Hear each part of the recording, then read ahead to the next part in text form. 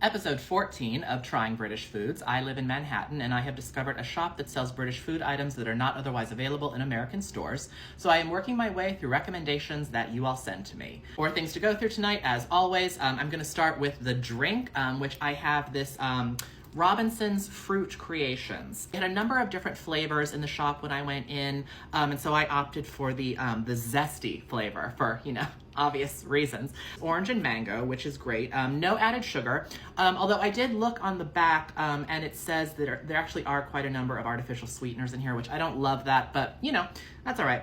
Fruit Creations, welcome to the vibrant, zesty, zingy world of Robinson's Fruit Creations.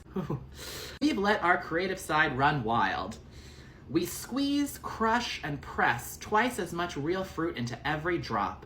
Flavors so bold and delicious that we have kept them just for grown-ups. So this is the hard stuff right here, Robinson's. Not for kids, not for kids. I mean, and my God, with language like that on the back of the bottle, how could it possibly be for children? My goodness. Also, similar to the Vimto, it does have instructions to dilute this, 1 part of this with 4 parts water, so that's what I've done. Mushy peas. And so for such a small can, it really does pack quite a bit of information, which we really do need to go through together as a group. So it does say it's high in protein on the front, which is great. It says 1 of your 5 a day. I'm assuming that means 5 servings or 5 portions of fruits and vegetables a day. That's slogan. I think that's what that is. Also says here that it is British grown and packed, which, yes. Peas, please.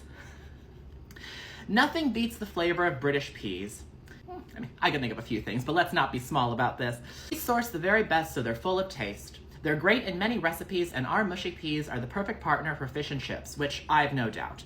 But here is really, I think, the jewel in this can's crown. It says, to see how versatile peas are, go to, and then it gives a website that you can visit. So there's an entire website dedicated to the versatility of peas. I think that's great. I think versatility is extremely important. It's, it's the key to a happy marriage, I always say. The main course tonight, I have something that I'm very excited about. It's been on the list for a long time. I did get this can of haggis. A few things to say about this. I'm very aware that a can is probably not the ideal format to eat this in, but this is what the shop had, and this is what I'm working with, so give me a little slack here.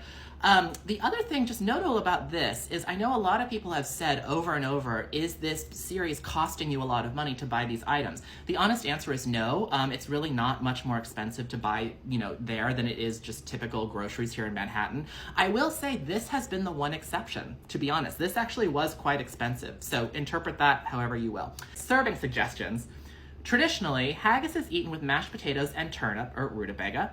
For ultimate enjoyment, this dish should be matched with a glass of Scotch whiskey. I don't have any Scotch whiskey with me tonight because even though I do happen to really like Scotch whiskey, I'm currently in my sober era, so I've just warmed this up according to the instructions on the back, just on the stovetop. Lastly, for dessert, I have another Cadbury product. I have some Curly Wurly Squirrelies, and I'm sorry, we have to stop right there at the name. Now, I'm aware that the Curly Wurly is itself a separate product. It's a chocolate bar. I'm aware of that. But Curly Wurly Squirrelies, explain yourself with this naming. This is the most British name of anything I have ever reviewed in this series. And I know that you can't hear it because you're in it. It's like how fish don't know what water is. But I can assure you, and especially when I imagine this in your accent, I'm not poking fun. It's just, this is a very British name. So starting with the Robinson's Fruit Creation. Zesty.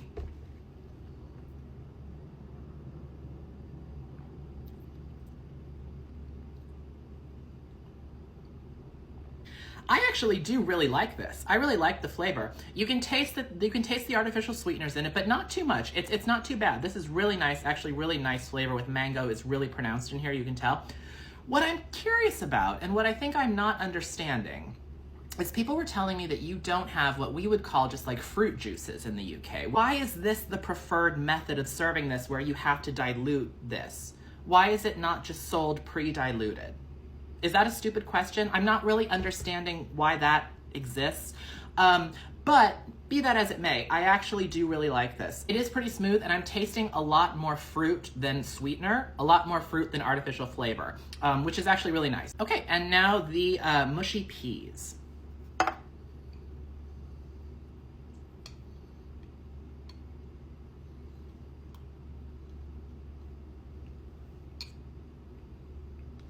You know, okay. Okay, obviously I've had peas before, and I really like peas. And we do have, I mean, mushy peas here, kind of, but it's really only for really young children. We really don't eat this as adults generally, have mushy peas. I have to say, I was gonna make a really snide comment about these, but these are actually pretty good. I think you're onto something here. This is more than just, I was thinking like, how could this be so different from ordinary peas? But this actually is distinct enough to warrant this type of, I mean, I totally messed that up. Jane, this actually is distinct enough to warrant this different way of serving it. I actually do really like these. Tastes good, tastes versatile. And now the haggis. I'm admittedly a little nervous just because this is probably the most exotic thing for me on this series that I've tried so far. Just the most, different from what I'm used to. So here we go. Okay. This is the very first time I'm saying this on this series. I actually think the problem here is my poor preparation and serving of this. It is not bad, but I do think this is something, it has to be prepared and served in a very specific way to get the full enjoyment out of it. It's just not quite working for me in this format. So I do think this is one of those things I'm gonna have to actually go to Scotland and try this. Flavor is just so meaty and so distinct that I really do think it needs to be prepared properly and served properly. Last but not least, the curly whirly squirrelies. I think it's the triple rhyme. That's what it is. That's what it is. A few of them like this. Oh! This is actually my favorite chocolate or favorite sweet that I've tried on the series so far, actually. I didn't realize there's like absolutely no crunch, but I mean that in a good way. Like, it's very melty and soft and squishy, I guess, but in the way that it's supposed to be that way. I really like these a lot. These are really good. Thank you so much for watching, and thank you again for all the recommendations.